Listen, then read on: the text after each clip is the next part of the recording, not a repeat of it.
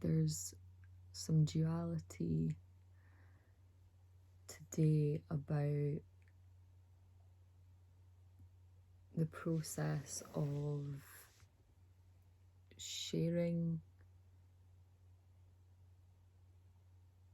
and using my voice as a vehicle to do that. And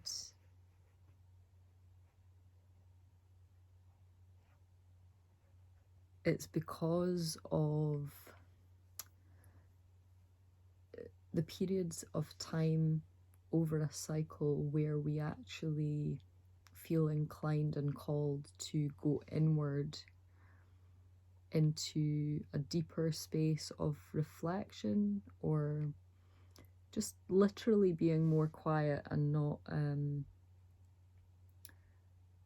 being so active in our vocal expression, perhaps in terms of sharing music or conversing with others, that we actually enter into a more sensitive listening space where we are able to connect really with that deeper essence and quality of the inner voice. So to contrast this sensation, say, with one of the 5 elements of voice work, I would say vocal fire would be pretty contrasting. Its emphasis being on vocal play and creative expression and using the voice to channel and release that. Whereas this quality of space that I'm personally in at the moment is really kind of gathering and coming into a cocoon, kind of an energetic cocoon, and just this feeling of really wanting to nourish and nurture and be soft and not too active in trying to drive a vocal expression, be that through music making or like writing and journaling, or just dialogue as well. So it's a bit of a struggle to come into a space where actually you're sharing, acknowledging that your sharing can be permitted and that it can actually still maintain qualities that relate to boundaries of safety in how you're expressing. So that's why I'm kind of pushing myself a little bit beyond my comfort zone to share with you at this time, because I feel that it's in this space of really connecting with essentially our intuition that there is huge wisdom to be gained just by acknowledging and listening to those internal impulses. It's almost inevitable that kind of level of comprehension deepens when our efforts around sounding in a very physical way are kind of toned down. We're really kind of brought into this state of awareness that is very much encouraging there to be as little or no distraction as possible. So these moments are really a gift, I think, in terms of being able to listen to the little voice inside of you that's giving you indications about where you are, where you might be going, how you're feeling and responding to things that are happening around you in your environment. And actually taking some time to cultivate that deeper space of listening. I think there's a lot to be said for that. And the benefit is not one of these short-lived experiences, and it's certainly something that has the potential to unfold over time, over the next cycle. So taking that space really does serve to nourish your vocal practice and your self-development in so many ways.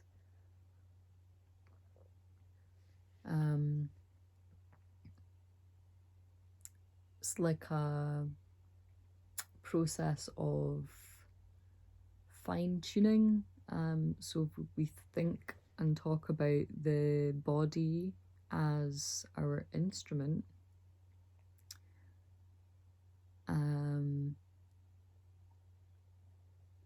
And the physical body coming into that framework of understanding, as well as the emotional body, the energetic body, the intellectual one too, and touching on the social as well. All of these layers are, in a way, dimensions that we move through and perhaps resonate more with one or the other at a certain point during a cycle. And I come back to this idea of a cycle, just in the sense that we, over the course of a month, say, are fluctuating, changing, growing, experiencing, and moving in a rhythm that has some kind of coherence and relevance to what's going on around us. We're reacting and responding, engaging with stimulus that comes our way, and each month has a different flavour or a different quality. So we can incorporate this idea into this conceptualization about seasonal and cyclical living, so moving in tandem in relationship to the seasons, and there's lots and lots of different ways that we can do that. The most obvious way that you would feel and respond to, whether you've been consciously approaching your life practice in this way or not, would just be registering your fluctuations in energy over the course of the months, noticing the points where it's rising and falling in conjunction with the weather, and that's something that I think most of us can relate to in some way, shifting with the elements being affected by them. And then we can really connect with seasons in terms of our eating, trying to eat with the seasons. If you've ever heard of this, it's really just a principle of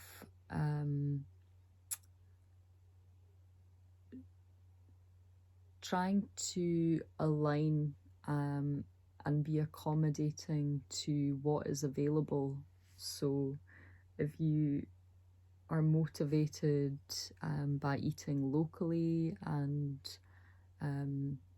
sourcing in a sustainable way, it makes sense to eat with the seasons and to have what is available at the time, and not be in a counterbalance in terms of what we consume, and understand that the relationship we have between what is available to us at a certain time is there to nourish us for a specific purpose. So thinking in nutritional terms, the harvests of autumn and the soft fruits and all that comes at that time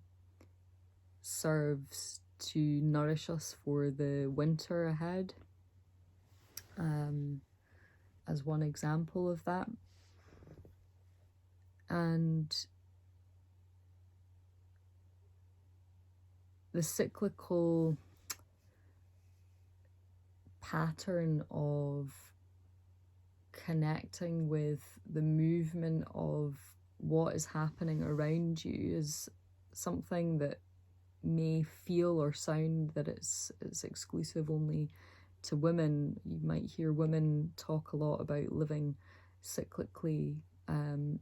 they're making reference to their menstrual cycle. So in that respect, it's a really good reference point for being aware of this process of one's energy moving through phases, of the energy being really heightened and at its fullest, and then at other points the energy being lower, denser, more heavy. But by no means is this awareness or cultivation of trying to bring this into your life as something that's exclusive only for women. Definitely when you're living more closely to the land, and you're living in such a way that is more connected to your environment, outdoor space,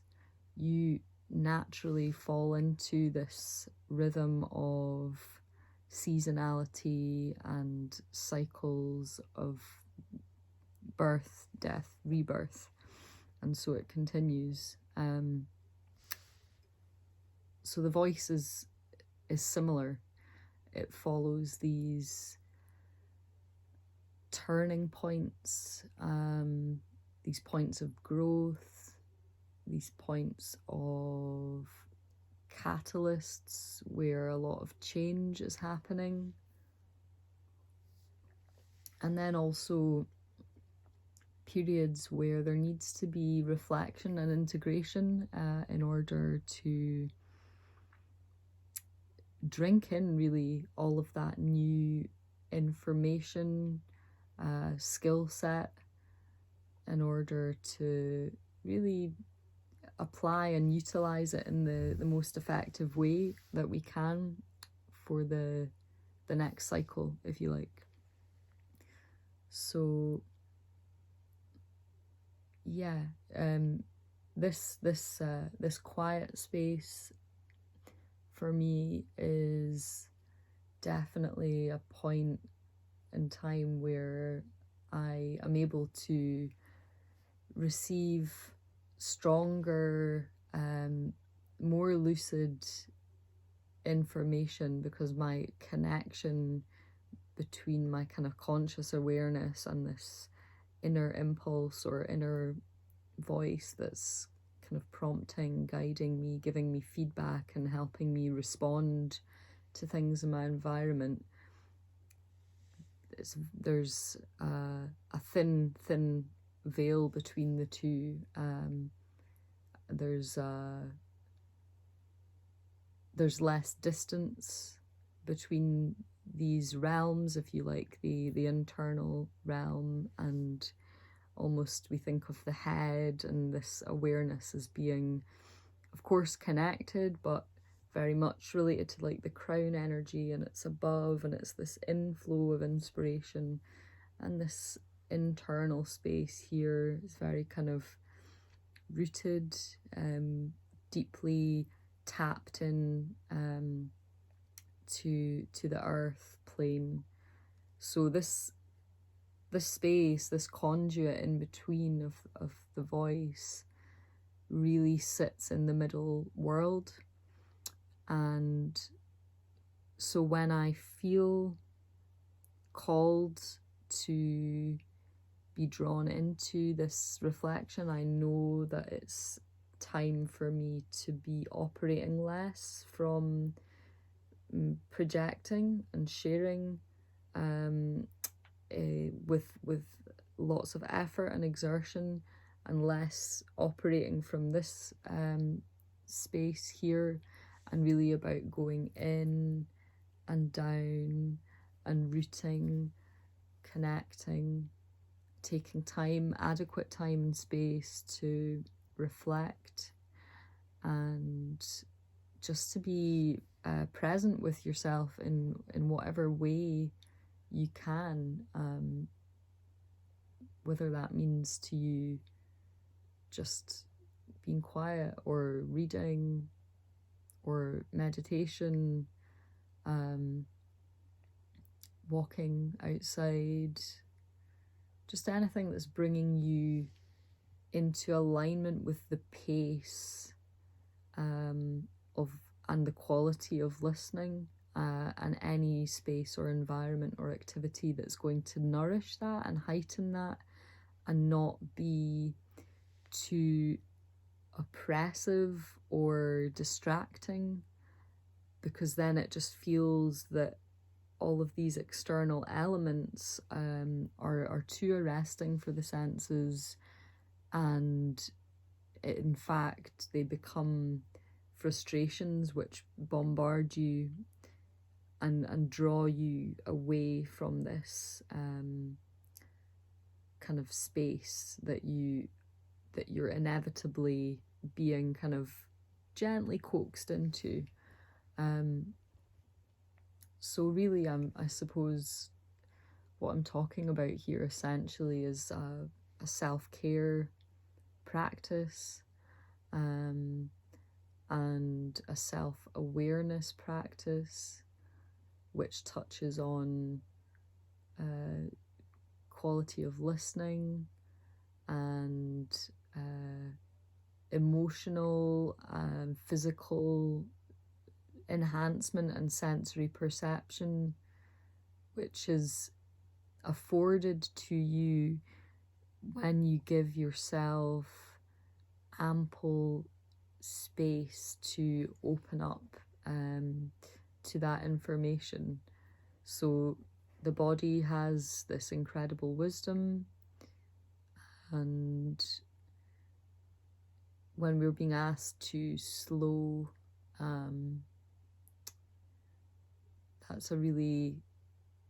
it's a nourishing point to receive that invitation and actually to honor it and go, yeah, okay, I'm going to go where I'm being guided here, and not try to attempt to resist that or to shut it down, and to actually